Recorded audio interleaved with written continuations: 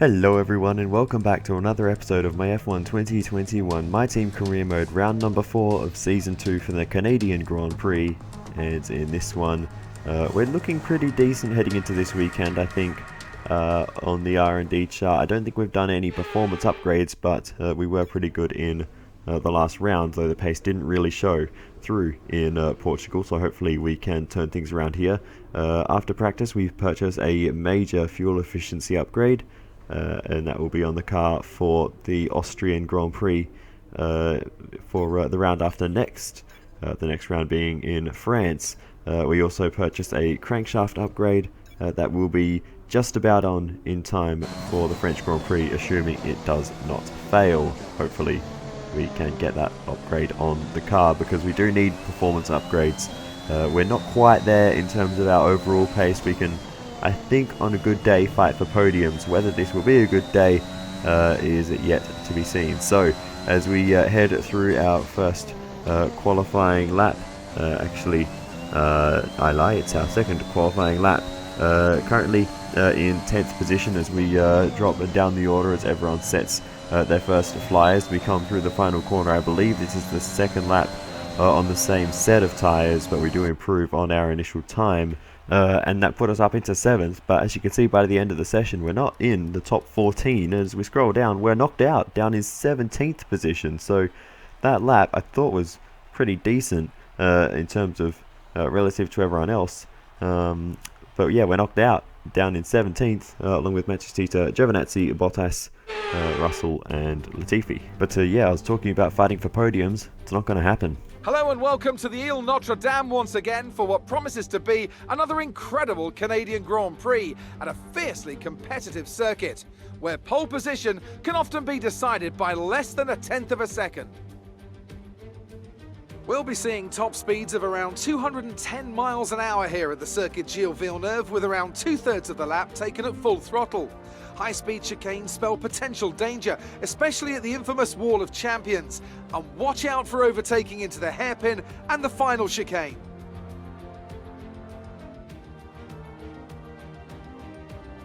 Anthony Davidson joins me once again in the commentary box, and it's fantastic to have you with us here today. But I'm curious, as a man with experience out on the track, how do you stop those pre-race nerves from becoming overwhelming when you're lining up on the grid? But from the moment qualifying's over, you start to feel the adrenaline in your body build up and the buzz in your stomach as you anticipate the run down into turn 1.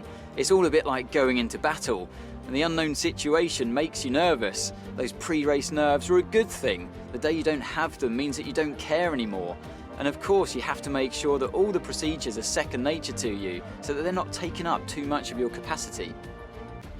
Off the back of a fantastic qualifying session, it's time to see how our starting grid looks for today's race. Daniel Ricciardo has a clear view ahead from pole position, and Lando Norris lines up alongside. Moving on to the rest of the grid, we have Leclerc, Sainz, Max Verstappen and Fernando Alonso, Perez, Mazepin, Tsunoda and Esteban Ocon, Gasly, Vettel, Lewis Hamilton, they'll be starting further back after an earlier grid penalty, and Stroll, Raikkonen, Mick Schumacher, the Scientist, and Nobuharu Matsushita, Giovinazzi, Bottas, Russell, and Nicholas Latifi.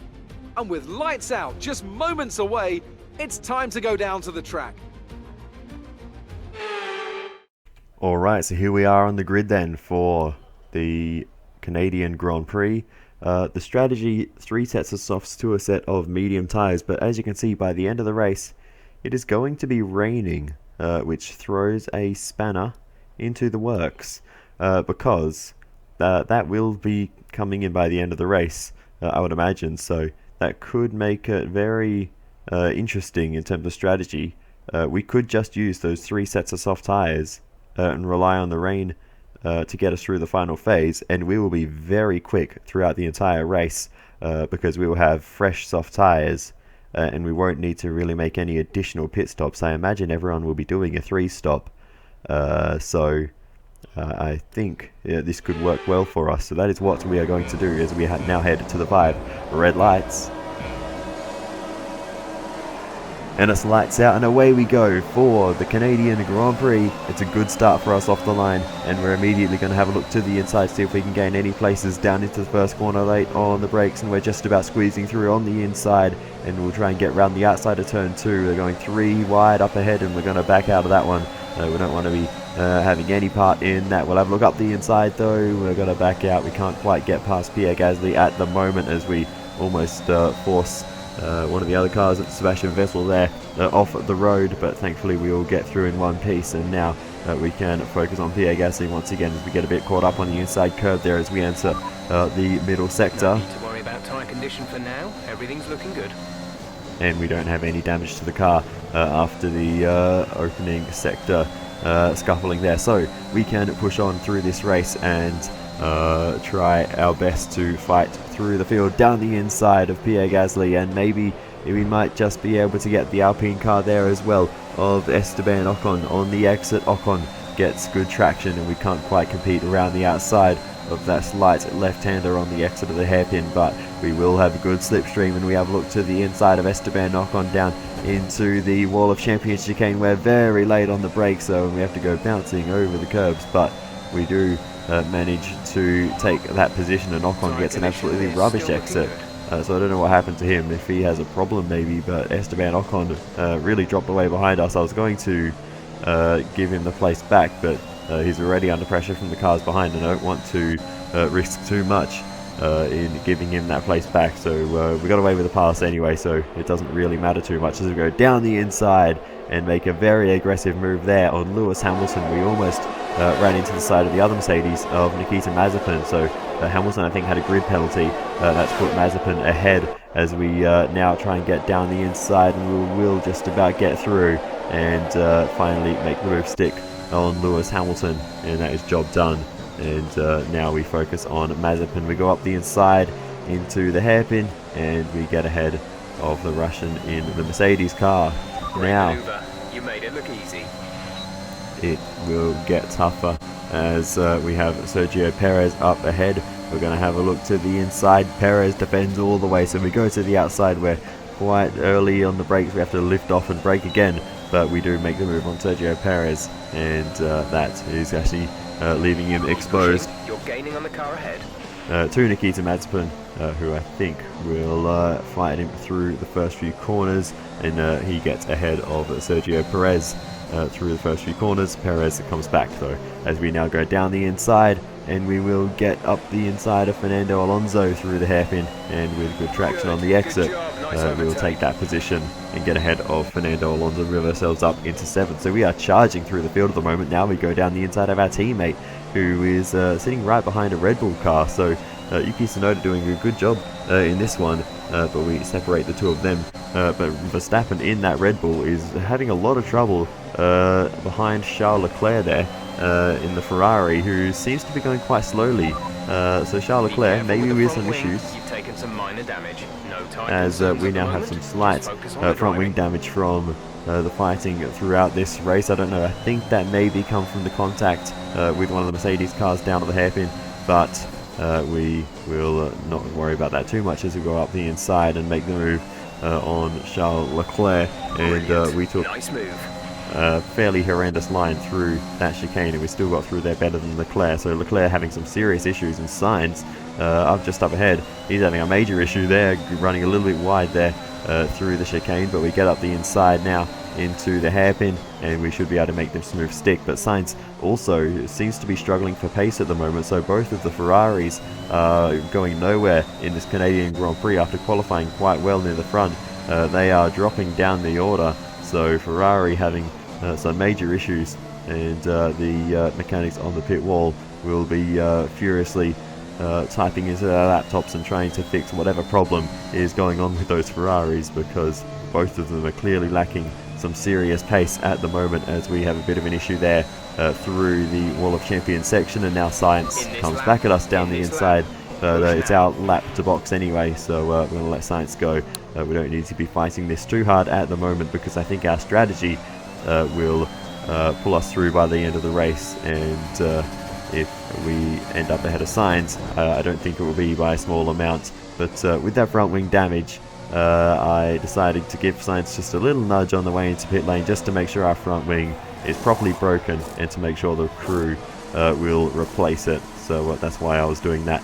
So yeah, hopefully I didn't do any damage to Science's car. But anyway, we push on and get out of the pits, and we will rejoin the racing circuit, and we can almost were overtaken there by Max Verstappen. We do just about come out ahead of him, but anyway, we push on and move ourselves up into 7th, 6th position, 5th position, as everyone else makes their first stops, and a purple middle sector there for us, along with 2 greens. So we are flying at the moment and nearing the fastest lap of the race. We'll see if we can push for it actually as we push on. Purple first sector, green middle sector this time. And will it be a fastest lap? Yes, it will, with the green final sector. And that has helped us in taking 3rd position in this one, with only the 2 McLarens ahead of us. Danny Rick leading the way ahead of Lando Norris, as Nikita Mazepin again with a mechanical failure in that Mercedes. It's the 2nd one in 4 races. So Mazepin has only scored points once this season, but the team are really not helping him.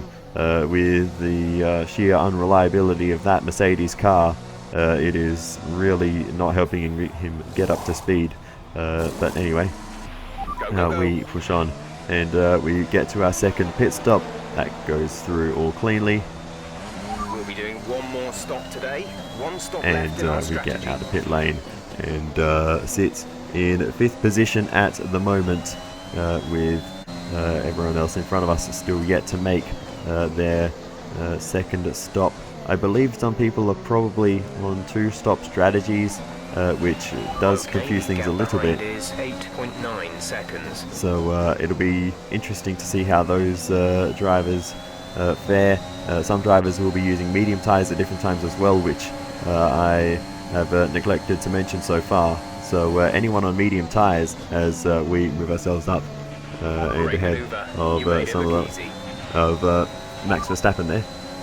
No issues with tyre wear for now. Keep taking care of them. As we were very close to making contact, I was just making sure that we didn't.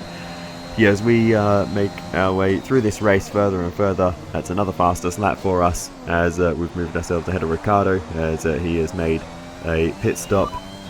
We're expecting rain in around 10 to 15 minutes. Dries seem like the best tyre for now. Yeah, for his teammate behind definitely 14.3 seconds. For his 2nd stop of the day, and I think, like I was saying, I think he is probably on a 2-stop given the lap he is. Actually, no, he's about halfway through, so maybe just a 3-stop with more medium tyres involved. But with Lando Norris making his pit stop, drops him down the order. First position, front of the pack. Both Norris and Ricciardo have been using medium tyres, when I can finally finish that point without Jeff interrupting me, as we go for a big slide on the exit there, and that allows the Alfa Romeo car there back through of Antonio Giovinazzi. Will get back up the inside into turn 1 though, and get that job done. But finally, again, back to my point on medium tyres, they will not be as fast as The car us. behind is dropping back by about 0.3 a lap. Let's be Okay, thank you, mindful of Jeff, the for conditions. confirming the that. track is getting wetter. Recommend you stay out for now though. We'll be much slower if we move on to inters this early. And now finally we move on towards the end of the race. It is starting to rain. We have 17 laps to go at the end of this one, so there's still a long time left for this rain to wet the circuit. Okay, we'll fit inters on your next stop. And now, hang on. Light rain will stay with us for at least 20 minutes, maybe more. Light rain is here to stay. We're not certain which is the best tyre right now, dries or inters. As you can see, we are coming in for our stop onto the intermediate tyres. So this strategy has worked perfectly for us. We've been flying all race on the softs, and now we go onto the intermediate and it will be an equal playing field. But we don't have the same car pace as the McLarens. They will be faster than us. And Daniel Ricciardo has been catching up. He was only a few seconds behind, so we need a perfect outlap, and this is not what I want to see. We have a whole bunch of cars in front of us as we come out of the pit lane, and we are going to be being held up by all of them on their slick tyres in these conditions. We wander off the road as our tyres aren't fully working yet. Very, very cold, of course, at the start of the stint, but the main problem is that the track just isn't quite there. It's very, very close, but the slick tyres and intermediates, they're probably about the same at the moment. We're not faster yet, so we have some work to do, but we continue on, and as that is Kimi Raikkonen moving out of the way there, we are going to be very close with Ricciardo, and Raikkonen's hit us and spun us around at the Wall of Champions chicane, and we are very lucky not to end up in a wall there, but Kimi Raikkonen, super late on the brakes on his slick tyres in the rain, could not stop the car, and now he's parking up to the wall and reversing away again. So I'm not sure what his problem is with the car, but we spin ourselves around and get going again, but there goes our chance of the race win down the drain. Tyre condition is still looking good. What on earth? Drongo. Kimi Raikkonen has taken us out of the race for the lead. Thankfully, we don't have any damage, so the fight for the podium is well and truly on, as we are still in second position. But what a disaster. Kimi Raikkonen, a lap down, has taken us out of this fight, as our tyres are now probably overheating at this point, after having to do a flick spin to get us facing in the other direction. Kimi Raikkonen still parked there at the pit entry. Green flag. What's he doing? Kimi Raikkonen is having an absolute disaster there. But anyway, I really don't care at this point. He's taken us out, and I'm just focusing on trying to get to the end of this race. We're not going to catch Daniel Ricciardo. He is much too fast, but we can hold on to second. But Lando Norris is also catching. Eventually, Kimi Raikkonen does get moving once again, but he's still on the slick tyres on a wet circuit, so he is not going anywhere quickly. And in fact, he comes in on that lap to change his front wing and finally fit some new tyres to his car, and off he goes again.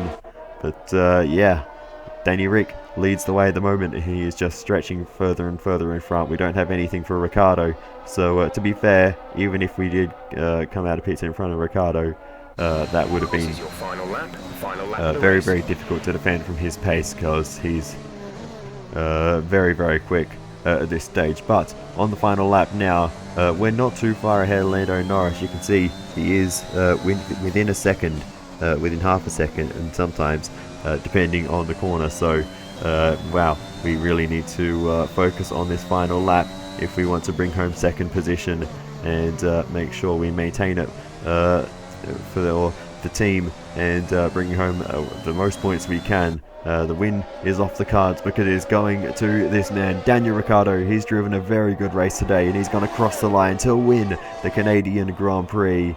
And to be fair, I don't think that was ever in doubt for Daniel Ricciardo. And we come towards the final corner, and Lando Norris is not close enough. We got a bit deep though, a bit of a awkward line through there. Norris is close, but he's not close enough, and we will just about hold on to second position for a personal best result for both us and the team. Well done, good finish. You stepped up and achieved what we asked. Good job. We get our first podium, and what a way to do it.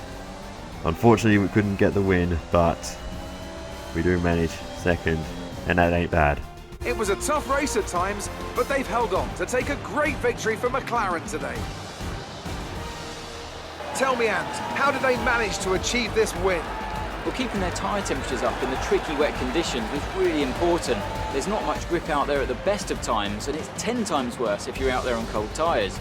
So the way they kept the rubber in its proper operating window was a huge advantage today.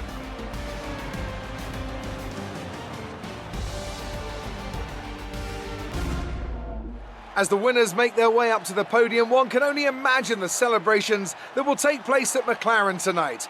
Congratulations to everyone on the team, securing the win and proving they're a force to be reckoned with out on the track. So, Daniel Ricciardo wins the Canadian Grand Prix. We make it an Aussie 1-2, and Lando Norris makes it a double podium for McLaren. Daniel Ricciardo is the new leader of the Drivers' Championship after today's result. After an incredible day of racing, who was your driver of the day, Ant? I have to give it to the scientist. Look at where they finished compared to where they started. It's not easy to cut through the field like that in Formula One, so it was a great effort. It's time to see how things are shaping up in the Constructors' Championship. McLaren continue to increase their gap at the top. Meanwhile, Alpine move up the table with another strong performance this weekend. And with that, we wrap up another weekend of motorsport. But with more races lined up, be sure to join us when we come back with more Formula One. Alright, so here's one extra look at the incident with Kimi Räikkönen. You can see we turn in. He was, I think, heading for the pit lane, and our lines converged. And yeah, Räikkönen should have just let us go there. We were ahead. He was a lap down, so he lifted it off initially to let us go. But yeah, just too aggressive, trying to get back ahead and across into the pit lane. He should have just went behind and to the left. But anyway, it's happened, and it took us out of contention for the race win. But to be fair, Ricciardo was very quick, so even if we did take the lead through that phase of the race, it would have been tough for us to hold off Ricciardo. Now we fast forward through all of this, and we'll see how long it took Räikkönen to get going again. You can see he's just reversing and accelerating and stopping right against that same piece of wall over and over, and eventually he briefly gets reset on track, but it cuts back to our car, so I don't really get to see that properly. But yeah, there you go, that's what happened to Kimi Räikkönen there. But yeah, wrecked our race. What actually happened, he ended up driving backwards into pit lane, or out of the pit entry, and that's why his car got reset. But yeah, it was a good race for McLaren, front row lockout, and Ricciardo leading home a double podium with first and third for them. So they are looking very, very strong this season, it has to be said, with both Ricciardo and Norris right in the title fight. But yeah, we're not too far off ourselves. We've had 2 4th place finishes. Let's not talk about Portimao, but we did have obviously our first podium here. So yeah, we're looking good in the championship as well. If we can improve on the car and get more good results in the early phases of the championship, we could be in the fight in just season 2. So we'll see how that goes. But yeah, like I mentioned earlier, it would have been tough to hold off Ricciardo with the pace he had at the end. He was just pulling away by a ridiculous margin every lap. So that would have been a tough one to hold on to nonetheless. So I think second place is definitely the maximum we could have done today, no matter the circumstances.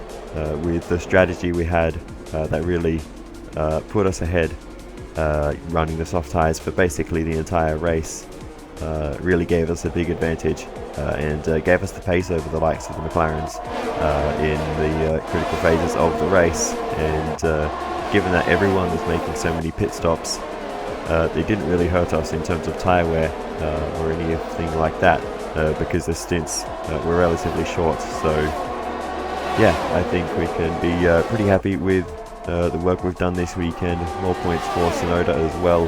He is slowly building up more momentum in that car, so that's great. As a team, we are moving forwards, and Tsunoda is on the road to recovery in terms of building up his focus and such. After a tough year last year, he is back on track. But yeah, we're actually lucky there that we didn't hit the wall with our rear wing and get some rear wing damage there as we spun the car around. But anyway, that is that. Let's get into the interviews. The fans really seem to enjoy that. You made it look easy. Your team must be ecstatic with how you're performing. Yeah, we really didn't expect this coming into the weekend, but we knew we had a good strategy if the rain came late, and it did. You had a few bumps and scrapes today. Who would you say is at fault? Depends which incident you're talking about. We had a bit of a run-in with one of the Alpine cars, which will probably take the blame for, but the one at the end with Kimi Räikkönen, I don't know what on earth that was about. I don't think I need to comment on that one. I think it's pretty clear what happened there. So, yeah, it's unfortunate, but I suppose these things happen. And that's racing, I guess, but it did take away a chance for us to get a race win today. Great. Well, that's everything. Alright, so that brings an end to the Canadian Grand Prix weekend. We beat Lance Stroll in the rivalry. Once again, 12 points to 20 in our favour there. So I think we've pretty much got that one locked in once we get to the 30. But nonetheless, we continue on. And Tsunoda still one level higher than us at the moment in terms of acclaim. We are so close to leveling up our team acclaim. We pass all 3 sponsor objectives. And that gives us a hefty sum of money heading into the accounts after that race. So finally we get some decent money. Back at the HQ we have a marketing department event, so let's go see what that's about. It looks like our driver has an issue. We need you to step in here. Alright, so we have a clash of events, it seems. Yuki Tsunoda was scheduled to promote some merchandise, but an opportunity has come along to have a spotlight on him with a major news outfit, so that will earn him a bunch of claim for Yuki, or we can just stick to the original plan and do the merchandise shooting, and that will give us a bunch of money and some team acclaim. So we choose team acclaim and money, or second driver acclaim, and we're going to go with a second driver acclaim as a huge boost, so that will sooner or later that will feed back into the team acclaim with the boosts that we get from that. As with the activity timeline, we are going to go for the reaction training for Yuki Tsunoda, continue working on those driver stats. We'll go for the driver promotion filming, we will go for the marketing strategy conference, as well as the durability equipment upgrade. And now with all the money we have after the success of that round, we are going to go for an upgrade to the marketing department. I've been neglecting it a little bit, so it's about time we got that up to scratch. But we continue now on with the timeline. On the production line earlier this week. So the entire development package for the weekend has failed. Any redevelopments will need to be ordered from the R&D screen. And the part that failed was the control electronics durability upgrade that we did a while back, so we can't even afford to amend that at the moment, so we'll just push on with the timeline until we get our weekly resources, and we'll be able to fix that in due course, and there they are. So now hopefully we can afford to fix that upgrade that failed earlier on. We go to the durability department and we fix that upgrade. It'll be on the car in time for the Austrian Grand Prix, so that is fine. We're only missing out on one round of slightly less wear on the components, so hopefully that doesn't have any major impact, but nonetheless we continue through the timeline once again and complete all of the activities. Another part fails though. The development package for the weekend has failed. And any redevelopments will need to be ordered from the R&D screen. That message is becoming all too familiar. We're having so many part failures. I really need to invest in the quality control, and once again we don't have the means to amend that upgrade at the moment, so again that will be delayed for another round, or maybe even 2 at this point. We'll see, I suppose, but it depends on the time gap between the French and Austrian Grand Prix. But that was an engine upgrade, so that one actually will have a fairly decent impact on our performance, not having that on the car. But nonetheless we just have to deal with the cards that we have been dealt. That's kind of the wrong phrase, but we will continue. And the only thing I'm changing here, going into the livery, I'm just putting the rainbow. No, I'm not. I'm changing the rainbow to the this pattern, which I recently acquired.